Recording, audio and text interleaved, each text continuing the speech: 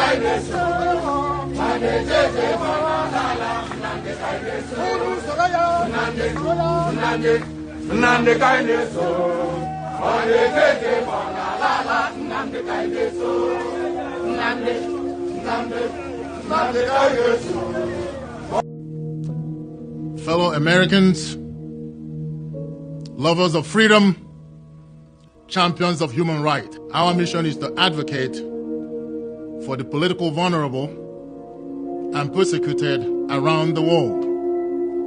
My name is Evans Nwankwo, and I'm the chairman of this organization. This man is being held in Nigeria against all legal and court order that has said otherwise. What happens on the other part of the globe cannot and must not be ignored.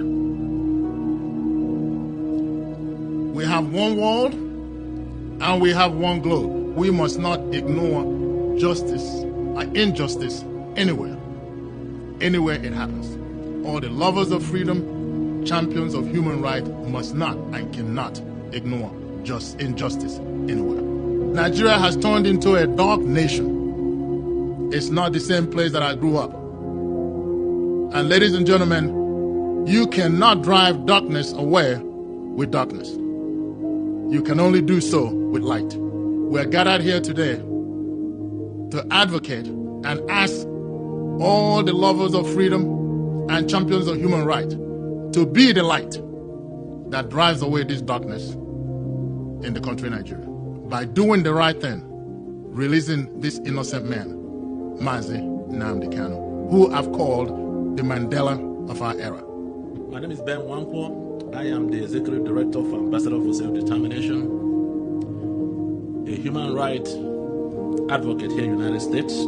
Our mission today is to call for the release of Mazi Nnamdi Kanu. We are calling on the Nigerian government to listen to the cry of the people. Men and women all over the world, that have extended a hand of friendship to Nigeria in respect of their democracy to ask for release of this man. He should not die in prison. We have watched the whole thing from the beginning. We followed the judicial process. So now here we are. And I'm asking Nigeria to release Mazi Nnamdi Kanu for the right reasons. Do not release him because United States says so. Do not release him because Britain and members of the British oligarchs say so. No.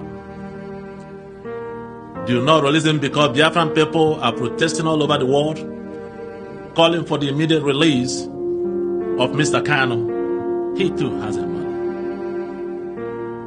that died as a result of this struggle for freedom. He has cried out to people, to Nigerians, to pay attention to this injustice because Mazi Nnamdi Kanu is ill. He is sick and needed medical attention. He's been denied of the proper medical attention. He's been starved. He's been denied access to his attorneys, especially those from outside Nigeria. When will it end? It is called justice and the rule of law. This justice and the rule of law is not just for the rich and famous. It's to all men, both great and small, as advocates of human rights and members of our Ambassador for Self-Determination. We believe that currently Nigeria is at a crossroad, and we all know what that is. Nigeria must choose between good and evil. They must choose between righteousness and unrighteousness. They must choose between freedom for all men, irrespective of tribe, religion, and your political affiliation, versus oppression and mental slavery of her citizens, where people are subjected to chronic poverty, no job, no freedom,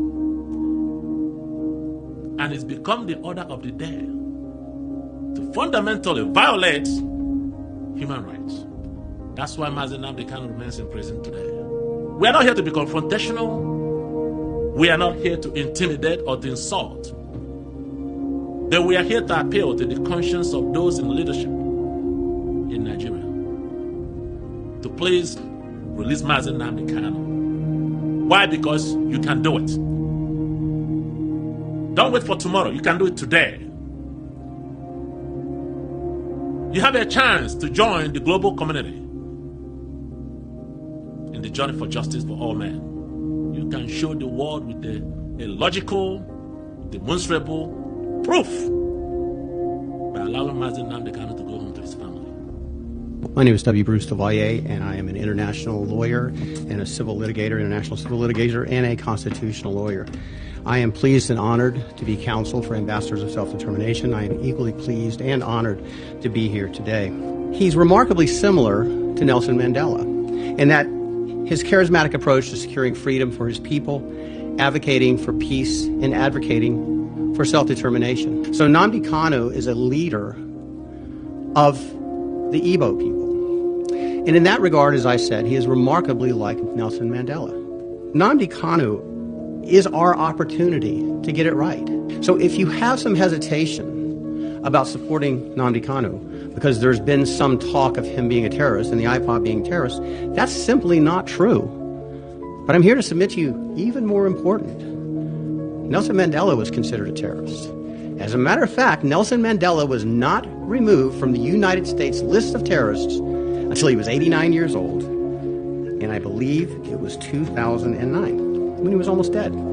As we've said, evidence has come to light that not only is Nnamdi Kanu jailed, and let's just make sure what we're talking about is crystal clear. Here is a man that is a political leader, a peace-loving political leader that wants freedom for his people, wants his people to no longer be subjected to apartheid-like discrimination and genocide, and he's jailed because of that.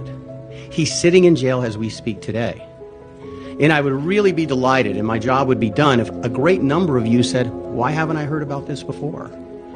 Why isn't everyone talking about this?